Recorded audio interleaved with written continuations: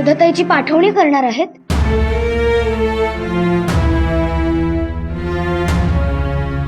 हो. का? आम्ही तेच विचारतोय, का? का म्हणजे काय जिजा? प्रत्येक स्त्रीचं सासर हेच तिचं घर असतं. मग तिला तिच्या घरी जायला नको का? म्हणजे आता आपल्या जिजांचं सुद्धा लग्न करून त्यांची पाठवणी करणार ना?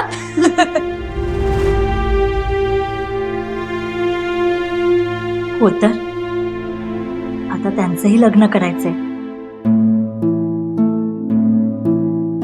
त्यांना शोभेचा राजकुमार पाहायचा. गोदाताईला भीती वाटते. तिकडे काय वाढून ठेवलं आहे असं तिला वाटतंय. जिजा आता तुम्ही तुमचं बघा. म्हणजे काय? प्रत्येक स्त्रीला भीती असतेच. नाही नाही, अहो यांना नाहीये. अहो यांना भीतीच नाहीये. सासरी नांदायचं म्हणजे काय हे तुम्हा पुरुषांना नाही कळणार. त्यासाठी बाईचाच जन्म घ्यावा लागतो. सासरी नांदणं म्हणजे मोठं दिव्य असतं. प्रत्येक स्त्री ते करतेच, करावंच लागतं. आणि एकदा नाही, दर दिवशी ते करावं लागतं. तेही हसतमुखानं.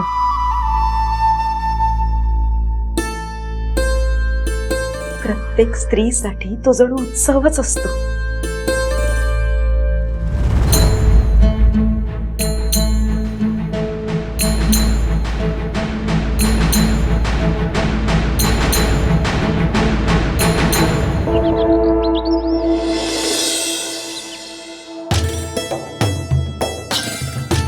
दादासाहेब बोलवलं. होळीचा उत्सव 2 दिवसांवर येऊन ठेपलाय. हा हा म्हणता पंचमी. दादासाहेब यादी तर तुम्ही डोळ्या खालून घातलीच आहे. काही कमी जास्त असेल तर हुकूम करावा. काय नाही, यादी बरोबर आहे, पण यादीपेक्षा 4 तालेवार जास्त आले तर त्यांची सुद्धा व्यवस्था व्हायला पाहिजे.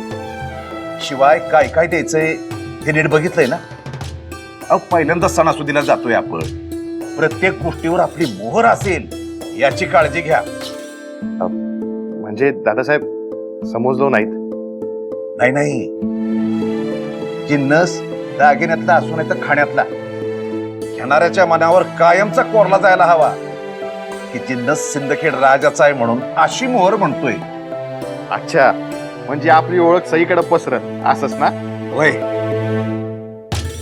ही नामी संधी आहे. दागिना घडवणाऱ्यांना आपल्याकडचं ठेवणीतलं मोती द्या.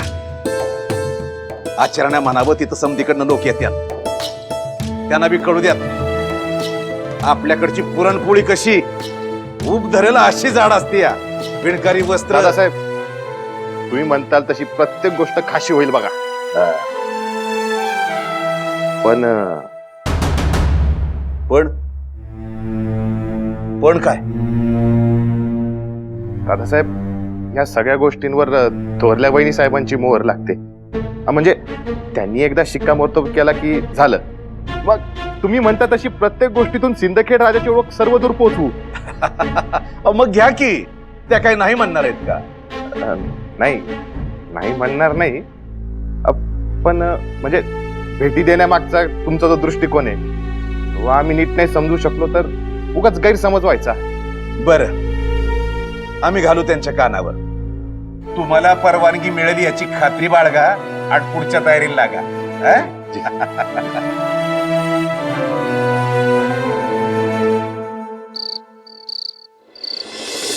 एवढी खाशी तयारी? मर्जी राखावी म्हणून ही तयारी म्हणायची का? नाही नाही, मर्जी राखावी म्हणून नाही. अहो प्रत्येक मानकऱ्यानं, प्रत्येक मनसबदारानं आपल्या मनात सिंदखेड राजाचं नाव घेऊनच आपापल्या सुब्यात परतावं म्हणून ही तयारी. आणि तुम्हाला बी पसंत आहेच की. जगदेवा उगीच बिचकत होता. बिचकत कुणाला? आम्हाला? हो ना. अहो आऊन म्हटलं सुद्धा की त्या काही नाही म्हणणार नाही. म्हणजे त्यांना असं वाटत होतं की आम्ही नाही म्हणू. हो ना. पण त्यांना योग्यच वाटलं होतं. काय तुम्ही नाही म्हणताय?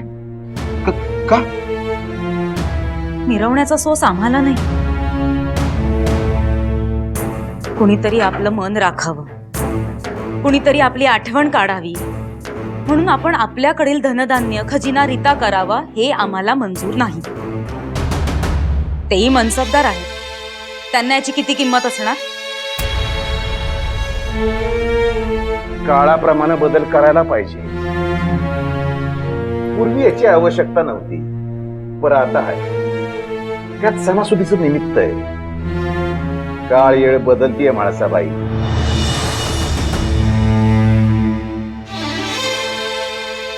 का असं का बघितलं?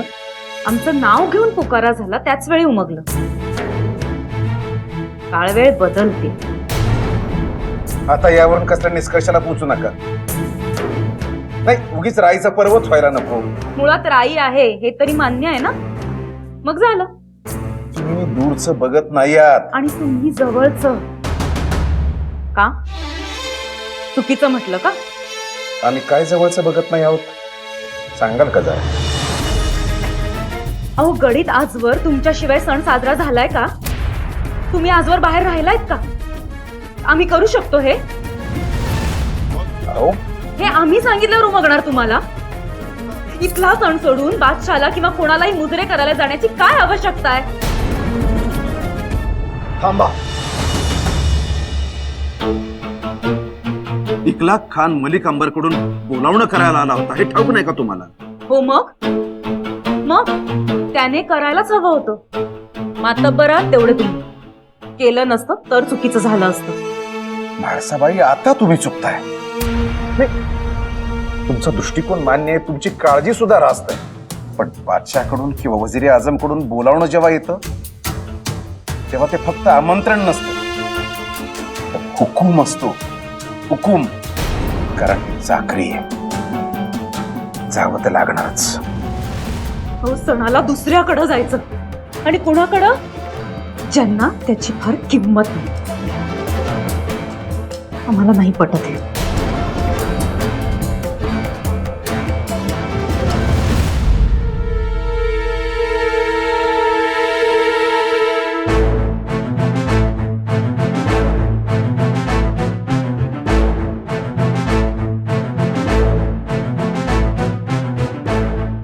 पण आमचाही नाईलाज आहे, जावं तर लागणारच.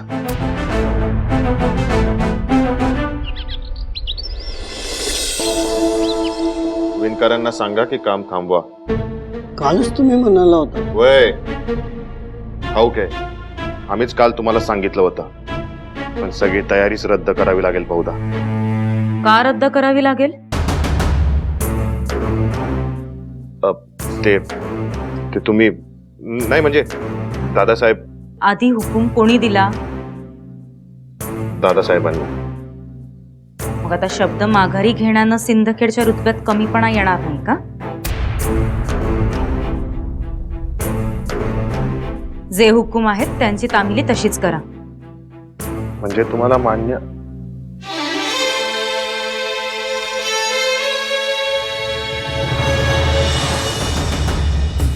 हे काय? यापुढे फक्त स्वारींचेच निर्णय या सुभ्यात चालतील, अन्य कोणाचेही नाही, आमचेही नाहीत. हे आमचे शिक्के जमा करून घ्या. यापुढे फक्त स्वारींच्या शिक्क्यांनीच कारभार होईल.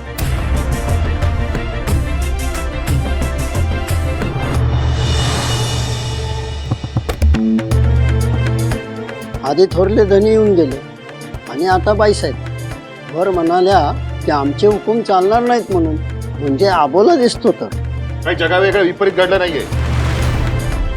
सगळीकडे असंच असतंय. तेव्हा उगी राहून काम करा.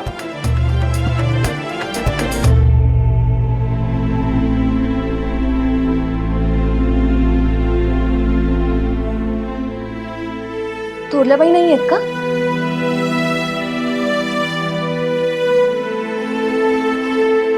तुम्हालाच विचारायला आले होते. काय? ते खजिन्यातून खासे मोती काढले आहेत ना? दुर्गाबाई, या तुम्ही.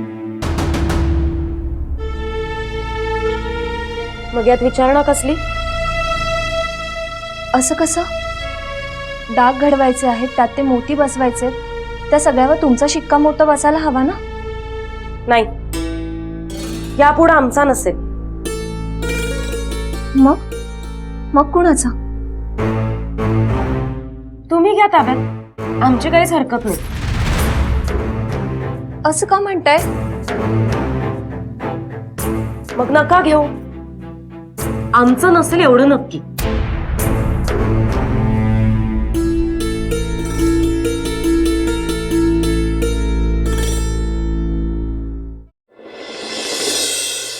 तयार करून नेण्याची काही गरज नाही. या बघा, थोरल्याबाई आल्या.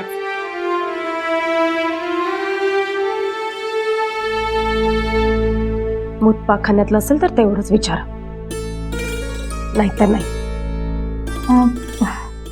नाही म्हणजे पुरणपोळ्या न्यायच्या आहेत ना, मी म्हटलं इथूनच कशाला करून न्या.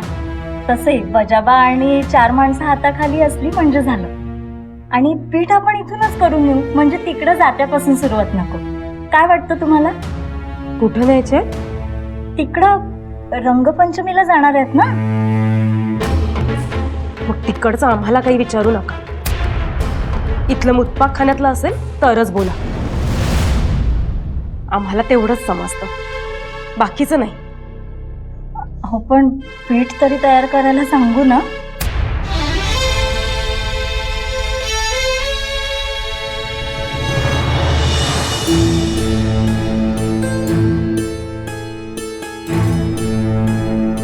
आबासाहेब, पण आऊ म्हणतात की आम्ही काहीच म्हटलेलं नाहीये. कोणते आहो? थोरले आऊ. थोरले आहो त्यांनी काही म्हटलेलं नाहीये. त्यांना म्हणावं, आता म्हणायला आणखी काही शिल्लक आहे? आम्ही आता आमचा जाण्याच रद्द केलं. कुठे आबासाहेब? कुठंही आम्ही गडीतून बाहेर पडणारच नाही. काय सण साजरे करायचे ते करा म्हणावं. म्हणजे असं तुम्ही तुमच्या थोरल्या साहेबांना सांगा.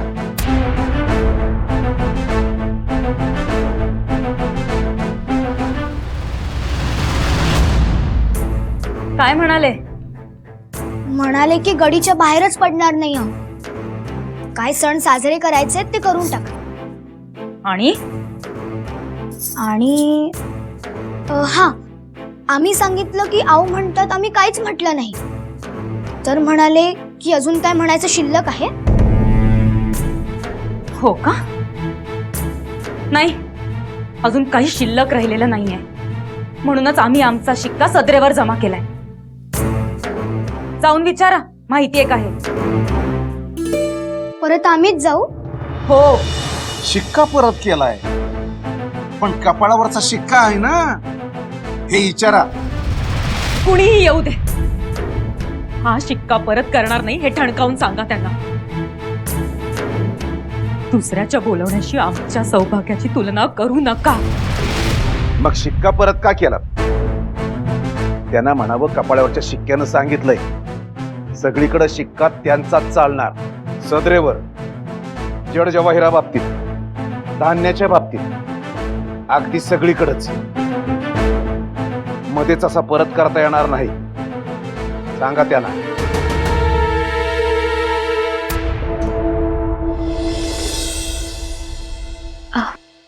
बाईसाहेब, ते थोरल्या धन्यांनी हे दिलत.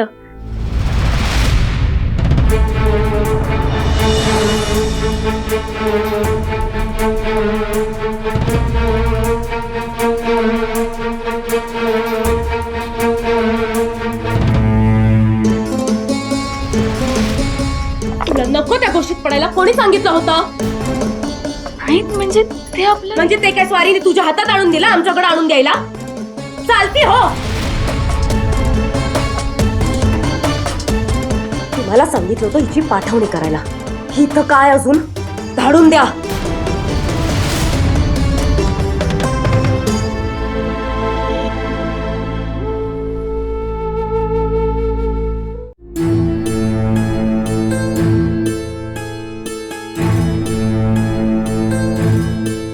जिजा, काय झालं? अहो, भरलेल्या वास्तू तसे भरलेले डोळे कशाला? भूक लागली आहे का तुम्हाला?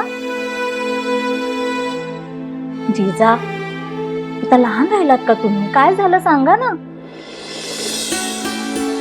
अहो थोरल्यावर रागवलेत तर त्याचा राग त्यांनी गोदाताईवर का काढला?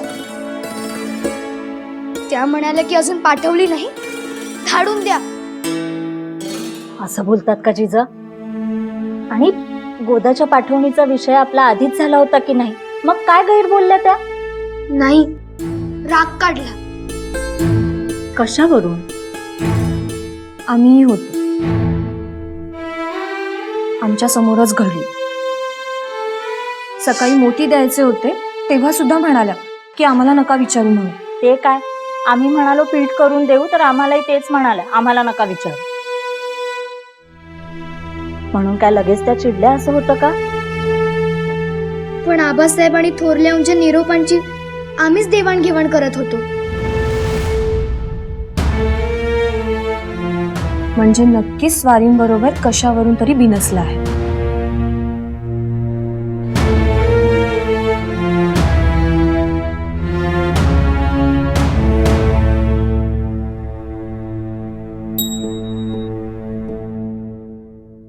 हे बघा जिजा, गोदाला असंही पाठवायचंच होतं.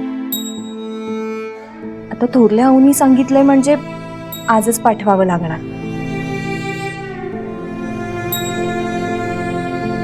तुम्हाला हवं तर आता थोडा वेळ थांबा तिच्यासोबत. जा.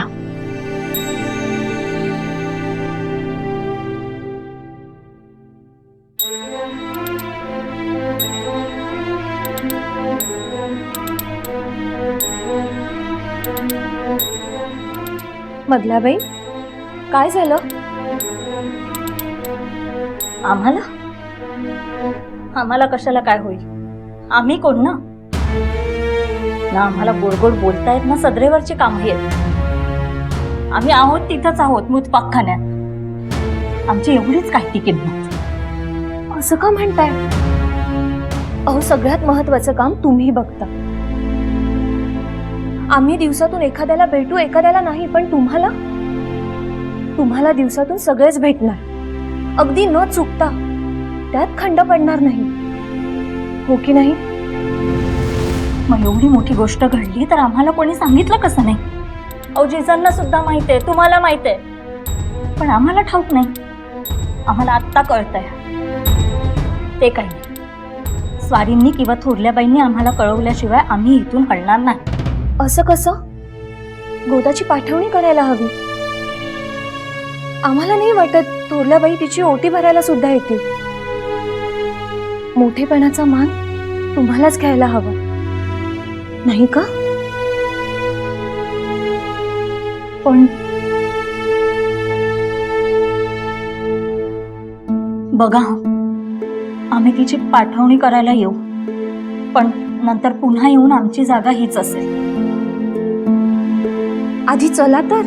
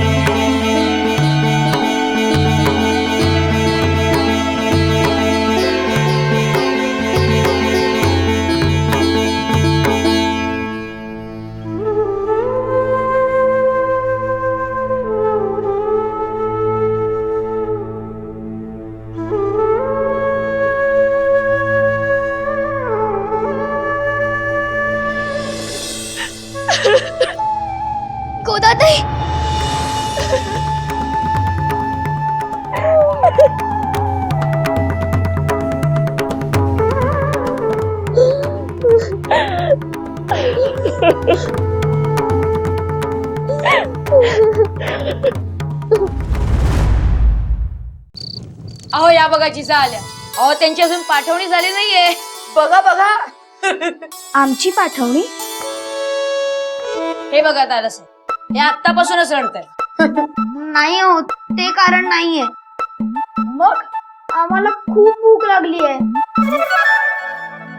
पण मग रडताय का? मधल्या थाळ्यासाठी बोलवतीलच ना? नाही ना, आज त्या म्हणाल्यात की जेव्हा थोरल्यावर येतील तेव्हाच आम्ही थाळा मांडणार आहोत. आणि आम्हालाही भूक लागली. भूक तर आम्हालाही लागली, पण आपण काय करणार?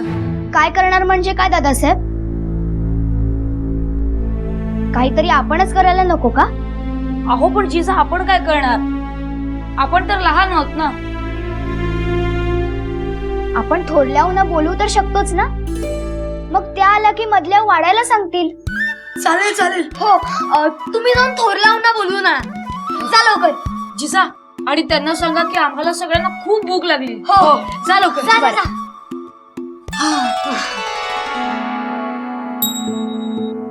आऊ.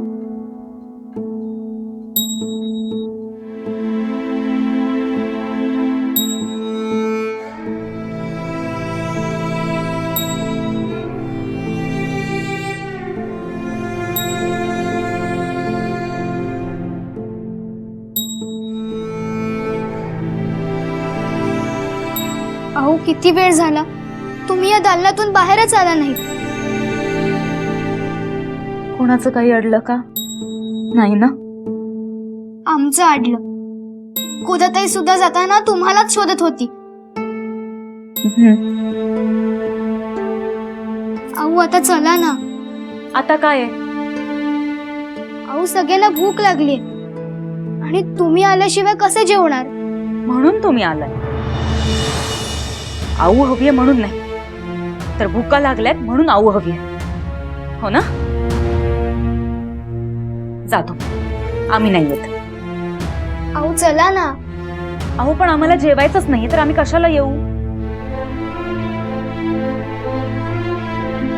पण अहो आता कुठे कसला उपवास आहे? का जेवायचं नाहीये?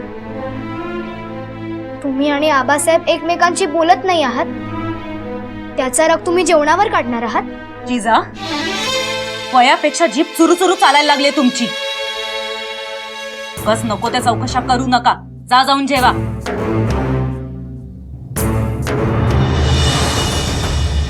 आम्ही पण जेवणार नाही.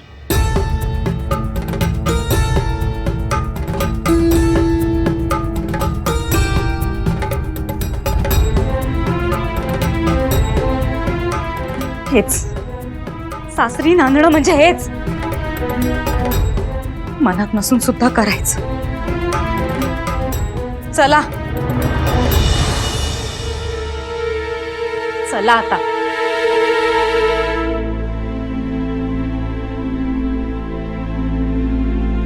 आल्या आल्या.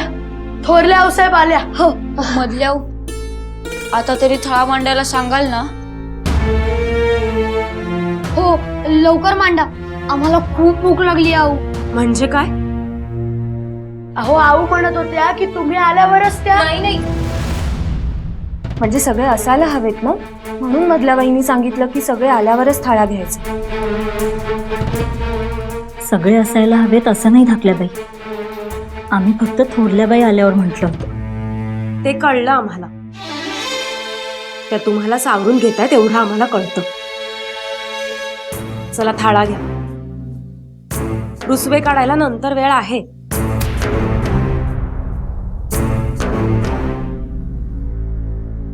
पण आबासाहेब अजून आले नाहीत. थोरल्यावर तुम्ही सांगितलं असेल ना त्यांना? नाही. म्हणजे अजून तुमच्यातला राग गेला नाही? जिजा, जिभेला लगाम घालायला शिका.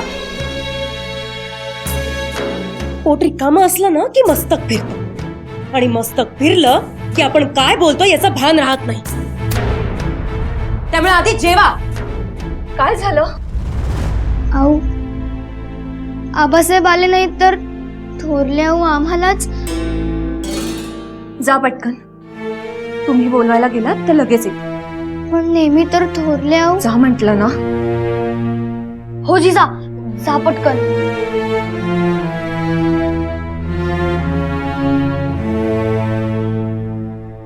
आता अष्टप्रहर आम्ही काय तेच काम करावं अशी तुमची अपेक्षा आहे का? सदरेवरची कामं सदरेवरच होऊ द्यात. नको ते पांडे पाडू नका. उद्या त्यावर शिक्का उठवल्यानं काही नुकसान होणार नाही.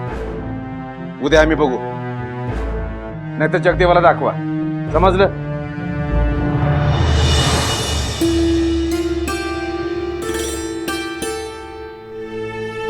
नाही, आमचं जरा चुकलंच. निष्कारणचा आवाज चढला. खरं म्हणजे आम्ही तुमच्यावर रागावलो नाही, आम्ही आमच्यावरच रागावलो. काय ना की तुम्हाला घर आहे, पत्नी आहे, संसार आहे, आणि असा 24 तास तुम्हाला आम्ही जुंपून ठेवतो, त्याच्यामुळे आम्ही भडकलो. क्षमा करा. आपण बघू उद्या काय आहे ते.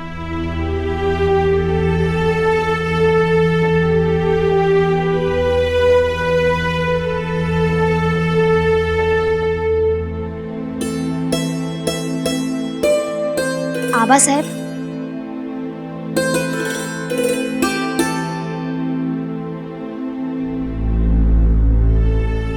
आबासाहेब, तुम्ही रागाचं कारण वेगळं सांगितलं. पण आऊ म्हणत होत्या का पोट रिकामं असलं की मस्तक फिरतं. म्हणजे आता लहान मुलासारखं आम्ही काय भुकेनं कासावीस झालो का काय? नाही नाही, कासावीस नाही, पण भूक लागली आहेच ना. चला ना आबासाहेब, थाळा मांडलाय.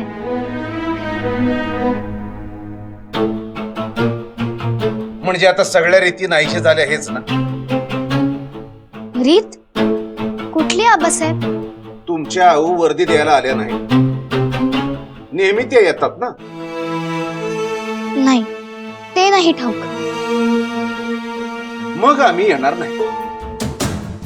आबासाहेब, जर तुम्ही आला नाहीत तर आऊ सुद्धा थाळा घेणार नाहीत. आणि जर त्या घेणार नसल्या तर आम्ही कसे घेऊ? कुठल्या आऊ? तिन्ही आऊ. अरे बापरे. चला येतो आम्ही. बरं का जिजा, यालाच पुरुषानं कायम माघार घेणं असं म्हणतात. कुठलाही वाद बघा, कायम पुरुषच माघार घेत आलाय. पण आऊ तर म्हणतात मनात नसताना करावं लागतं ते फक्त स्त्रीलाच. यालाच सासरी नांदणं म्हणतात. चला.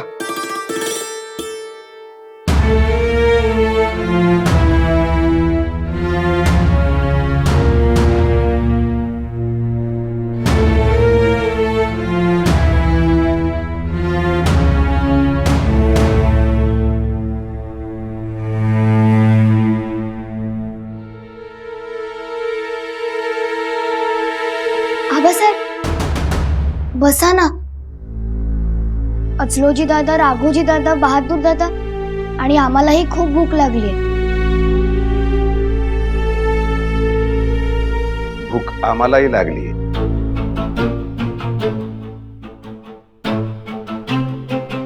पण तुम्ही म्हणालात तसं इथं नाहीये. जिजा, काय सांगितलं तुम्ही? आम्ही माघार का घेतली सांगा. इथं सगळ्यांच्या समोर सांगा. नाहीतर तिन्ही आऊ जेवणार नाहीत, आणि त्या जेवणार नाहीत तर आम्ही सुद्धा जेवणार नाही. हो ना? मग आता सगळ्यांनी बसा. पण आबासाहेब, आम्ही सगळे तर बसलेलोच आहोत की. तुम्ही नाही, बाकी सगळ्यांनी बसा. ढाकल्याबाई, तुम्ही गोड बोलता ना? तुम्हीच सांगा. अशी गडीची रीत नाहीये. पुरुषांचं झाल्यावरच बायका बसतात. आज रीतीनं कोण वागतंय? आम्हाला वर्दी द्यायची असते ही सुद्धा रीतच आहे ना, का आपल्या सोयीनं सगळं विसरायचं? मधल्या बाई साहेब, इथं तुम्ही हुकूम चालवता ना, मग आज आता तुम्हीच सांगा. सगळे एकत्र बसल्याशिवाय आम्ही थाळ्याला हात लावणार नाही. हो हो, बसूया ना, एकत्र बसूया.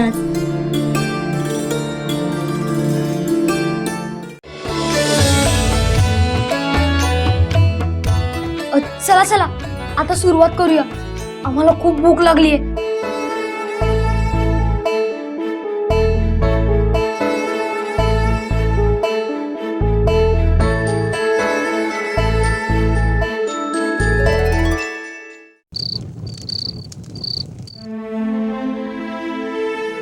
आमच्या असं मनात येते की आपल्या पुढच्या पिढीला रंगपंचमीला घेऊन जावं.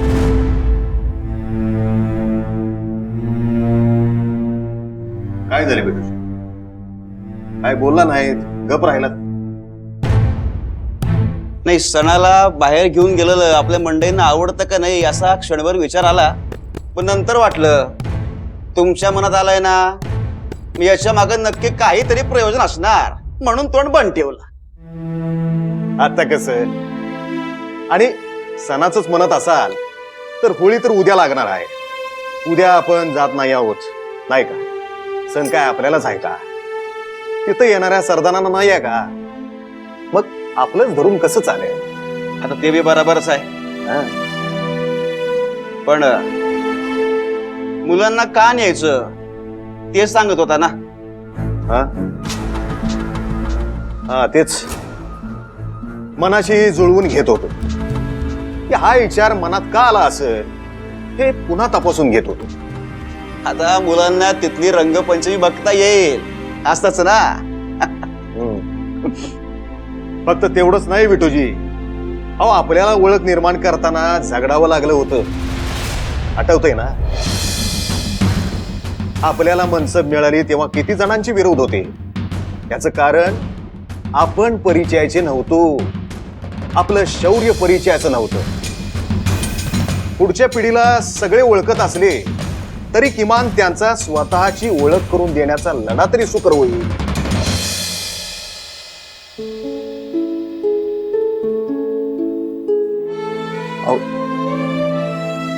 झालं काय? अहो आम्हाला पण कळू द्या, म्हणजे आम्ही पण हसू की.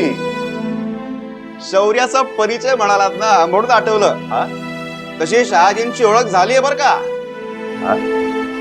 फत्ते खानाला.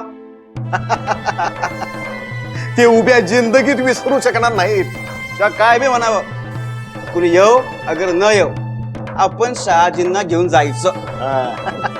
म्हणजे शहाजी फत्तेखान चकमक झडली तर सगळ्यांचंच मनोरंजन होईल.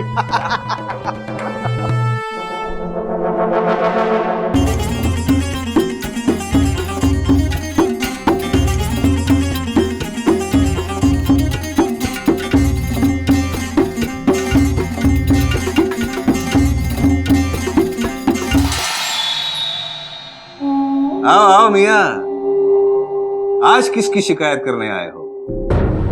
शिकायत नहीं तो फिर इस वक्त आने का सबब? आओ बेटे आओ, औलाद को तशरीफ रखने में किसी सबब की कोई जरूरत नहीं है. आओ.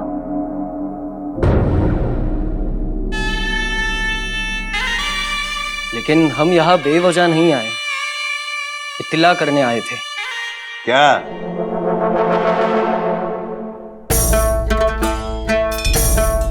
यही कि हमने हमारे हश्मों को आगाह किया है कि 4 दिन में मरहट्टे सरदार आएंगे तो तलवार की धार तेज कर लो.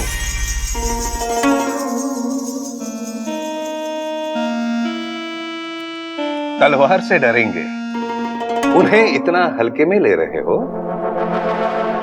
तलवारों की धार से तिलक लगाने वाली कौम है. हमने उन्हें त्योहार पे बुलाया है, समझे? अपने फरमान पर अमल करने से पहले जरा गौर करना सीखो. गौर करके ही हम इस नतीजे पर आए थे. सारे के सारे हमारे कब्जे में होंगे. गौर करते तो याद आता मालोजी राजा के बेटे ने आपको तलवार से नहीं म्यान से शिकस्त दी थी। नहीं, कुछ गलत कहा? एक बार शिकस्त हुई तो क्या ताउम्र वो हमें ऐसे ही? तो क्या फिर से लड़ोगे? हाँ? कबूल है वो शेर का बच्चा यहां जरूर आएगा, फिर से उसे मात दे सकोगे? बेशक, आप देखेंगे।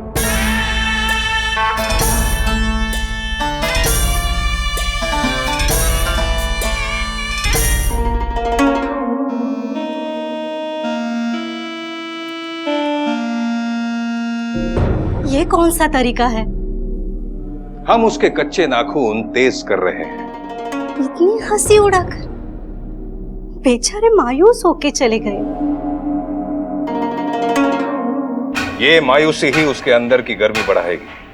कलाई की ताकत और अंदर की गर्मी ही फतेह खान के दावों को और इरादों को जिंदा रखेगी। उन्हें बार बार याद दिलाना होगा कि वो उस शाहजी से हार चुके हैं। पर हो सकता है एक दिन वो शाहजी भी हमारे बेटे से। मरहट्टे हमेशा हुकूमती सल्तनत के खिदमतगार रहे हैं, वो भी फतेह खान का खिदमतगार बन सकता है, लेकिन हमारे शहजादे में वो समझ नहीं। कैसी समझ? बेगम साहिबा, नौकरों के साथ कैसे बर्ताव किया जाता है इतनी समझ तो होनी चाहिए। उन्हें प्यार से काबू में रखो, वो तुम्हारे लिए जान भी दे देंगे, लेकिन ये पागल लड़ने चला है। पर आपके और उनके ख्यालात अलग हो सकते हैं ना? ख्यालात अलग हो सकते हैं, लेकिन ख्वाब एक ही होना चाहिए, हुकूमत करने का ख्वाब। वो आंखों में आ जाए, बस हमारा और निजाम शाही का मुकद्दर फतेह खान ही रहेगा।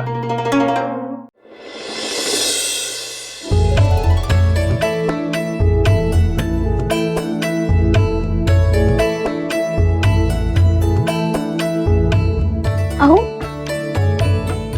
छानच झाली हो होळीची तयारी. बघितलत ना? ठीक आहे, आम्ही नैवेद्य पाठवून देतो. हा, करा.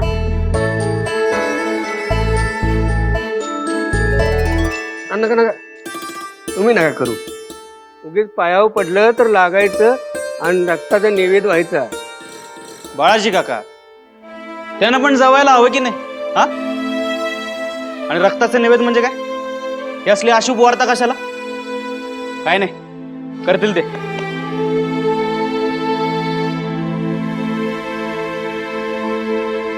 मोठे झालात तुम्ही आता. फक्त एक गोष्ट ध्यानात ठेवा, ही खेळायची जागा नाहीये. आपण होळी रचतोय, आपण त्याची पूजा करतो. त्यामुळे एक गोष्ट ध्यानात ठेवा, कुठेही पाय लागता कामा नये. काय समजलं असलोजी? हा, चालू द्या.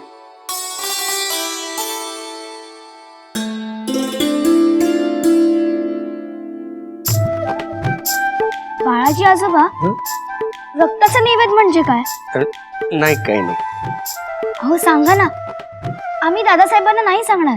अहो जिजाक्का, आमच्याकडे त्याला अशुभ मानत नाहीत म्हणून म्हणलं. बघितलं, रक्ताचा नैवेद्य म्हणजे काय हे सांगितलंच नाही. सणाला कुणाला तरी काहीतरी लागतंय बघा.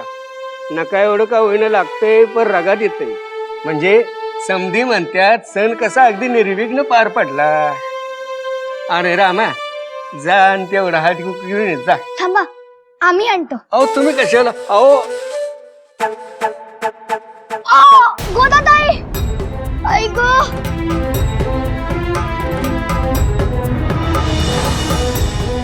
ओ जिजा, लागलो की काय? नाही नाही, कुठे काय? जिजा, बघू. नाही बघू. काय हे केवढं लागलंय?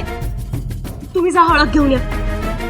रक्त येतंय, जरा हुंदडणं कमी करा ना. तुमच्या मग धावायला तर गोदा नाहीये. चला हळद लावा. चला चला, तुम्ही कामाला लागा. जी. चला सावकाश. सावकाश. बसा इथं, बसा. द्या. काय हे?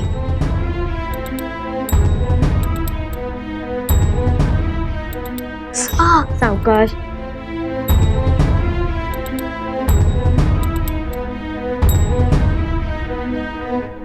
बघा, रक्त येत आहे ना.